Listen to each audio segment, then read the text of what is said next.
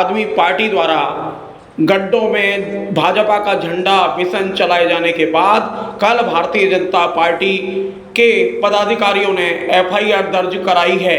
इसके बाद आज पत्रकार वार्ता में क्या कहा? राजनीति में नैतिकता के मापदंडों को लेकर आम आदमी पार्टी का 2014 में उदय हुआ और आज एक झंडा मिशन शुरू हुआ, गड्ढे में झंडा मिशन शुरू हुआ, तो आम आदमी के खिलाफ एफआईआर हो गई है। हम रोहित गुप्ता जी से जानेंगे कि क्या वजह बनी और ये नैतिकता के मापदंड से क्यों आम आदमी पार्टी चूक गई है। पूरा ग्वालियर शहर जो स्मार्ट सिटी के रूप में जाना जाता है, आज बदहाल सिटी के रूप में बन गया है। पूरे शहर के अंदर जगह जगह सड़कों पे गड्ढे हैं, चाहे वो हरिशंकरपुरम हो, बोहड़ापुर हो, विनयनगर हो, ट्रांसपोर्ट नगर हो, सिंधी कॉलोनी हो, बस का ताजिया हो, चारों तरफ गड्ढे ही गड्ढे हैं। ये सारे गड्ढों के साथ हम लोग बात करने के लिए आज यहाँ बैठे हुए हैं। कल इन्हीं गड्ढों को भरने के लिए एयरटेल सिटी सेंटर के पास में हम लोगों ने एक अभियान की शुरुआत की कि जहां जहां सड़क पर गड्ढा होगा वहां भारतीय जनता पार्टी का झंडा होगा। इस अभियान को शुरुआत करने का उद्देश्य हमारा इतना था कि जब ग्वालियर में विकास के श्रेय लेने की बात आती है तो भारतीय जनता पार्टी के केंद्रीय मंत्री सिंधिया जी कहते हैं कि ये विकास मैंने करवाया है, विधानसभा अध्यक्ष कहते हैं कि मैंने करवाया है, सांसद जी कहते हैं कि मैंने करवाया है, दो मंत्री ग्वालियर से वो कहते हैं विकास मैं करवा रहा हूं। तो आज जब ग्वालियर शहर की बदहाल व्यवस्था है, सड़कों में गड्ढे हैं, लोगों को पीने का स्वच्छ पानी नहीं मिल रहा है, तो आज इसकी जिम्मेदारी किसकी है? ये जिम्मेदारी भी भारतीय जनता पार्टी की बनती है। तो उनका ध्यान शासन का, प्रशासन का, नेताओं का आकर्षित करने के लिए हम लोगों ने कि जब तक इस समस्या का समाधान नहीं होगा, इन गड्ढों में भारतीय जनता पार्टी का झंडा रहेगा।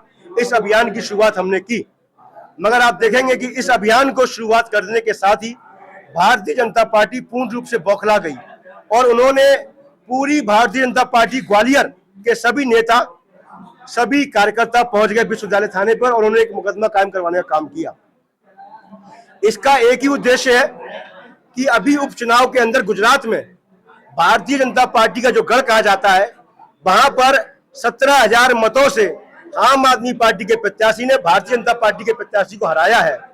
इस बात से वो इतने डर गए हैं, उनको लग रहा है कि अगर आम आदमी पार्टी सड़कों पर उतर के आंदोलन करेगी तो कहीं ना कहीं हमारी जमीन को खा जाएगी।